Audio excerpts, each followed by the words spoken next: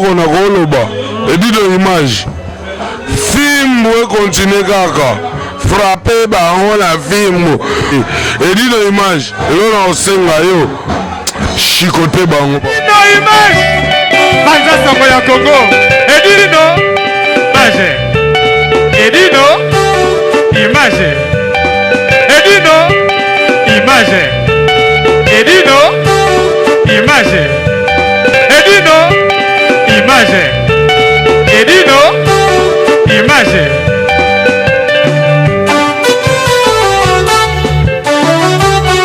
ouais.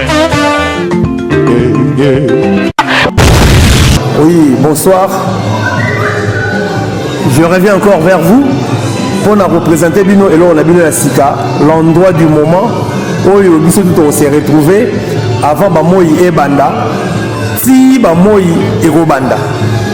La minute Oyoyo adresse Nabino et Sika, votre nouvelle adresse 8 rue Mercure 91 et 230 Montgeron, Nassimaya Auchan, il y a Val d'Oli, il y a National 6, sortie centre commercial, il y a Val d'Oli, il y a Auchan à Val d'Oli, Simakaka il y a Auchan, Ozaline à 8 rue Mercure.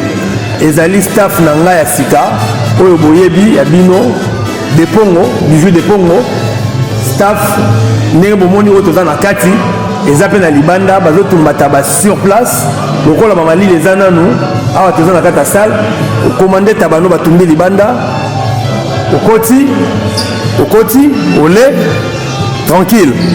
Espace munene epeza na sima na libanda tant ba moyo robanda to vanda kuna to kocha bakiti soki cameraman ozala sympa to tamboli no mwa muke vite fait amona staff ndenge zali pona adresse na bino ya Sika place banda kokutana ba masolo ya bien batuto bayebinga oyo balingaka endroit ya bien oyo eza en attendant ndena loba na bino ke nazo modifier ekokoma salle de fête moko to kosala service. Il y a location à salle, service traiteur inclus, na DJ. Oye, na forfait, yo yaka okutanga ya to sola. Ndeba makamango za la azar. Donc oyo siko na omi mabino di banda, bobo na masongo zo betama. Donc les associés ndenge za na terrain, ndenge za na terrain. Oh non, tozo mona biloko ngote, tozo lia kaka masolo ya ngoyo. Ezo tumba ma sur place non bobo na kaka. Mvunzi pas zaliawa. Ninga lo sala masolo détonnant en plus donc nous sortons de ça là neti awa bazo tumba penda donc nous sortons ya kotumba ba malangwa pe ya ngoyo ba kotumba taba déjà yango bazo kata taba yango bazo kata bomoni ya masolo ndenge ya lara espace na biso to novanda libanda ya ngoya ce cameraman na roya rozwa espace na biso ce qui moye bandi Toche Bakiti Awawa. Nous allons recevoir même 200 personnes. Bon, moni calme, ndengezali, et la zone industrielle, la zone d'activité, l'entreprise tout est kangami. Donc, ce boyawa, tu vendis tranquille. Bon, moni tout na kati musique, et les obéta nango tranquille, tu t'as dérangé, à zate. Donc, bon, moni, bataza obenga benga, donc, yope, tout na yope, mwana, benda na bon. On se voit après, merci ça dans nos publicités. Donc, entre la vidéo du moment, toujours notre bague d'idéologie Boboto Bondeko, Nzamba Lingi Bisomi, Boya to Dame Taba, Puto Dame Lilangwa, Nega Gezalaka. Staff Eza Kitoko, Batuna Bino, surtout au Boyebi, il y a retrouvailles, il y a beaucoup de tabango awa. Mais toujours dans la vidéo idéologique, et ça la rend bien, beaucoup de temps en temps, Boye, pour na ba échange, Batunsu, beaucoup de kala, au lieu de Facebook, Fara. Yo yakande okuta bango awa yo yaka okuta bango ba événement eza ebelé na beti solo mongolais mususu na faux pas vient na biso na nous tolela été na matonge vient na biso na tolela été na matonge na to rendre hommage te c'est fort possible que na zo modifier salle tant salle ko sila d'ici là matonge na ko sepela boya na nga elongo to sangana to sala hommage ya Papa Wemba. Matonge na nous te rendre hommage te. Basalela ba hommage partout mais matonge na nous te rendre été. Je crois que j'ai eu cette initiative soki beaucoup to simba na loboko to sala hommage na awawa to banda robeta banze moné banda na 77 Tina maître de l'école, Tina Forever, je crois. Son dernier album c'est Forever. Torobanda Robeta 77, Tina Forever. Et Kolekana Salo. Ils ont la capacité à contenir au moins 200 à 250 personnes. Ça nous suffit déjà. La capacité on a tous un peu tranquille, toromela, torobili, andenge zalagaga. Donc endroit na bino ya moment, il y a un staff de pont toujours. Dans le bagi na bino qui est beau à la calme. Tokozwa esika nzamba tchelo boko tozu esika eza na Simon Chande na préciser batu ba route à Paris boye na national 6 direction Melun so boleki kaka gare ya Villeneuve Saint-Georges bobimi na sortie ya centre commercial Val d'Oli bokoti wana tout de suite na simana bomona rue Mercure numéro 8 là où nous sommes maintenant là. Donc, Blumo Bomoni et l'autre Robombe Zate, Tala Boulot et Ngolo Salama, Bataba Sala sur place, Mbisi, donc, et l'autre Lingolia, Oli Andenge Zalagaga, et puis na Gouka Oboebi. Donc, l'endroit du moment, Tozo Bandanabino Siko, Tiba Moi, Awa. Tiba Moi, Tozanabino Awa, n'espace au Nebo Moni Oyo. Donc, Toro Sepela, Boya et Belé. Batupé, oh, ceux qui bauti, na niveau ya Bamelin, ce bauti niveau ya Melin. Boye, Bobi Perara, la sortie à centre commercial va de l'Ibo Betitou, Bo se retrouva. Donc, référence Nabi Sozali au champ ou à National 6. En tout cas, merci et belé, merci et belé, merci et belé. Donc, on a Nenge Bokoya, to Zalazala, to Sepela, toujours l'esprit à Bondeko, Bobo to Bondeko, salle de fête, service traiteur, y compris DJ, forfait.